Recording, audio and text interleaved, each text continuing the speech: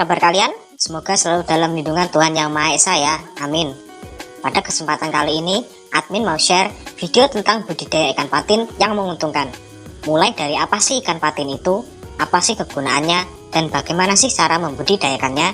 Oke, sebelum kita lanjut videonya, saya ingatkan ya buat sobat yang belum subscribe channel ini, subscribe dulu ya. Serta jangan lupa pencet tombol loncengnya juga, agar sobat tak ketinggalan video menarik lainnya seputar dunia peternakan. Terima kasih.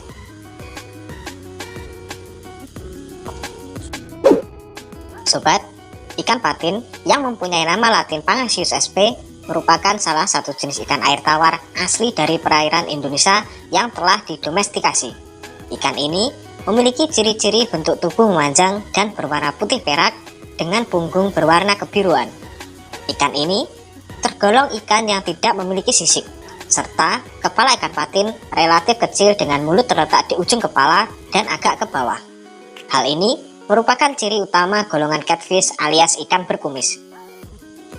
Panjang tubuh ikan patin ini dapat mencapai 20 hingga 30 cm, dan pada sudut mulutnya terdapat dua pasang kumis pendek yang berfungsi sebagai indera peraba. Habitat asli ikan patin ialah di tepi sungai besar dan di muara-muara sungai, juga danau. Ikan patin sering bersembunyi di liang-liang atau ditemukan di lokasi tertentu di bagian sungai. Hebatnya, mereka mampu bertahan hidup di perairan yang buruk. Di Indonesia, penyebaran ikan ini cukup luas, seperti di Sungai Musi, Batanghari, Indragiri, Brantas, Bengawan, Mahakam, Kapuas, dan sungai besar lainnya. Ya, ikan patin memang masih berkerabat dekat dengan ikan gabus dan ikan lele sob. Tak ayal, ikan ini juga memiliki nilai ekonomis tinggi. Rasa dagingnya yang gurih dan lezat, serta kandungan gizi yang terdapat dalam ikan ini membuat masyarakat kita sangat menyukai aneka olahan ikan patin. Sebagai ikan konsumsi, daging ikan patin memiliki kandungan kalori dan protein yang cukup tinggi. Hal ini sangat baik untuk memenuhi kebutuhan nutrisi tubuh kita sob. Daging ikan patin juga rendah sodium, sehingga cocok bagi orang yang sedang diet garam. Dan selain itu, daging ikan ini mudah dicerna oleh usus serta mengandung banyak kalsium, zat besi, mineral yang sangat baik untuk kesehatan. Kandungan gizi dari ikan patin adalah 68,6% protein, 5,8% lemak, 3,5% abu, dan 51,3% air. Nah sob, tak dapat dipungkiri, permintaan pasar akan daging ikan patin ini terus meningkat seiring dengan berjalannya waktu. Ini merupakan peluang bisnis bagi sobat yang berencana membudidayakan ikan patin di rumah, baik menggunakan kolam tanah, kolam beton, maupun kolam terpal. Nah, langsung saja, inilah step by step cara budidaya ikan patin yang baik dan benar agar mendapatkan hasil yang maksimal.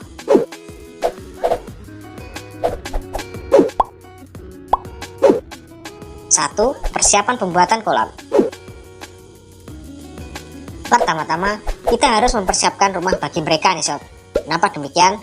Apabila kolam telah siap terlebih dahulu, kemudian kita membeli bibit, lalu sesegera mungkin kita pindahkan bibit ikan patin tersebut ke kolam yang telah kita siapkan sebelumnya. Tujuannya adalah meminimalisir angka kematian. Untuk sobat yang mempunyai lahan yang luas, bisa membuat kolam beton permanen sebagai tempat pembesaran ikan patin. Namun apabila sobat tidak mempunyai lahan yang cukup luas dan baru pertama kali mencoba usaha ini, ada baiknya menggunakan kolam terpal terlebih dahulu. Kenapa demikian? Karena kolam terpal dapat disesuaikan dengan luas lahan yang dimiliki, dan apabila sudah tidak digunakan lagi, kolam terpal dapat dibongkar kembali dan tidak meninggalkan kerusakan pada tanah. Nah, sekarang kita bahas pembuatan kolam terpal ya sob.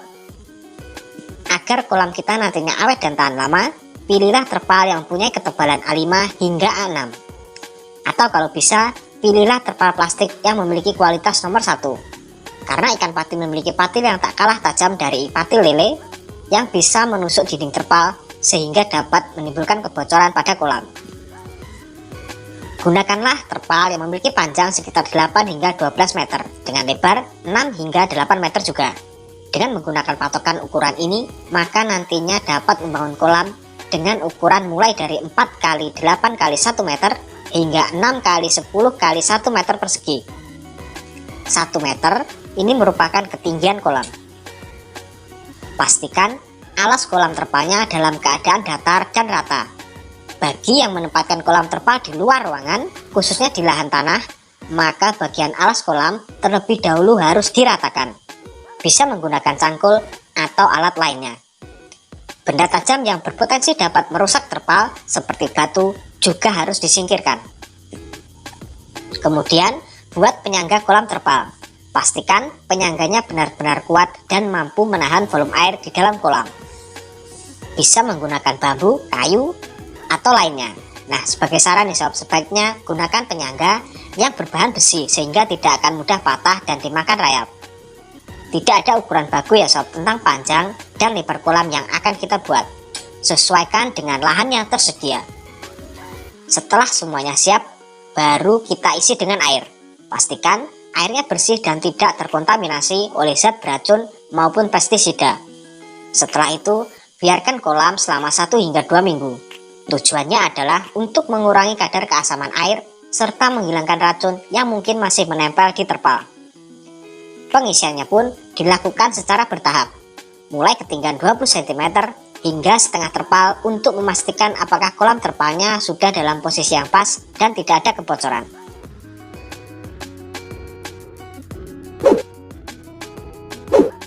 Dua, pemilihan dan penebaran bibit.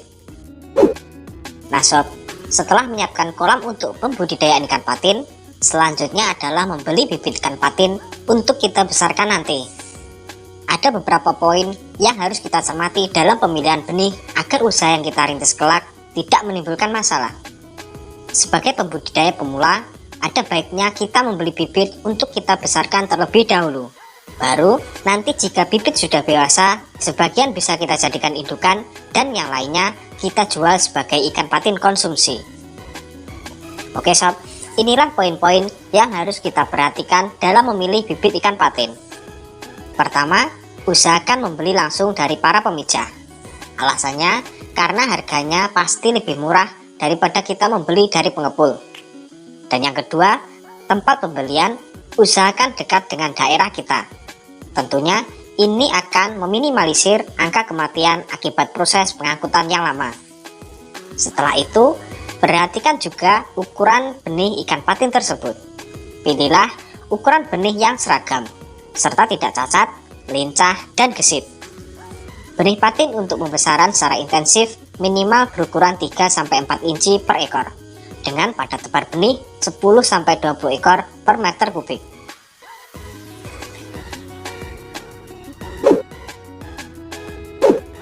Tiga, manajemen pakan. Dalam segala macam usaha pembesaran, manajemen pemberian pakan merupakan suatu poin yang sangat penting dan berpengaruh langsung terhadap kelangsungan usaha kita. Tentunya, apabila pemberian pakan yang murah namun dapat mencukupi kebutuhan nutrisi, maka akan didapatkan hasil dan kualitas yang baik. Sebaliknya, apabila kita boros di pakan namun hasil panennya tidak terlalu baik, maka hal ini akan menimbulkan masalah di kemudian hari terhadap kesehatan keuangan usaha kita. Oleh karena itu, pakan merupakan komponen yang sangat wajib diperhatikan oleh semua peternak. Untuk meningkatkan berat dan mempercepat pertumbuhan pada budidaya ikan patin, pemberian pelet setidaknya harus diberikan sekitar 4 kali dalam sehari. Pemberian pelet ini sesuai dengan ukurannya. Diberikan mulai benih ditebar hingga patin telah siap dipanen. Dosis pakan per 12.500 ekor tebaran adalah 50 kg per bulan. Sedangkan nanti pada bulan kedua, pakan yang disediakan adalah 150 kg. Sementara pada bulan ketiga, 300 kg. Setelah itu, Anda bisa mengurangi pelet dan menambahkan pakan alternatif untuk menekan biaya. Makanan ikan patin sebagai alternatif pelet pabrikan ada 2 jenis. Pertama, pakan yang bisa dikonsumsi langsung seperti sisa makanan, limbah roti atau biskuit, ikan rucah, dan sebagainya. Pemberian pakan jenis ini diberikan pada bulan keempat. Dan jenis pakan yang kedua adalah pakan yang Anda buat sendiri menjadi seperti pelet pabrikan. Bahan-bahan untuk pelet homemade ini mudah dan murah, misalnya ikan asin, bekatul, dedak halus, ampas singkong, ampas tahu, dan daun pepaya. Anda bisa menggunakan mesin tercacah atau menumbuk secara manual. Anda juga bisa memanfaatkan gilingan daging jika Anda punya. Makanan ikan patin di atas bisa Anda buat sekaligus dalam jumlah banyak sebagai cadangan makanan selama beberapa bulan. Asalkan tingkat kekeringannya sempurna dan penyimpanannya baik, maka pelet tidak akan cepat rusak. Jangan ragu tentang kandungan gizinya, karena bahan-bahan seperti ampas tahu, ampas singkong, bekatul, maupun ikan asin sangat baik dan kaya akan gizi. Pelet bikinan sendiri juga tentunya akan disukai oleh ikan patin yang Anda budidayakan.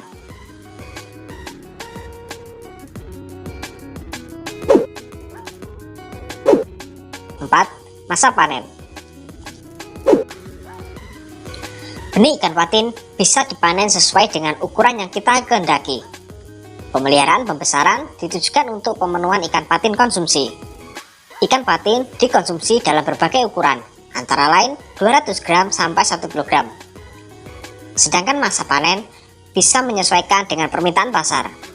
Ada sebagian yang lebih senang dengan ukuran kecil, yaitu sekitar 200 gram, ada juga yang lebih dari itu. Pada usia 6 bulan, ikan patin sudah mencapai bobot 600 hingga 700 gram. Di pasaran, ikan patin segar dihargai 15.000 sampai 20.000 per kilogramnya. Lumayan bukan? Nah, itulah cara budidaya pembesaran ikan patin di kolam terpal bagi pemula. Semoga video ini bisa menambah referensi bagi sobat yang ingin menekuni bisnis yang cukup menguntungkan ini. Meskipun modal yang harus digelontorkan relatif kecil, namun jangan remehkan omset yang bisa kita peroleh nantinya. Yang terpenting, poin utama dalam pembudidayaan ini adalah ketelatenan dan kesabaran. Dengan begitu, maka kesuksesan akan bisa menghampiri Anda dalam waktu yang relatif cepat. Selamat mencoba dan salam peternakan.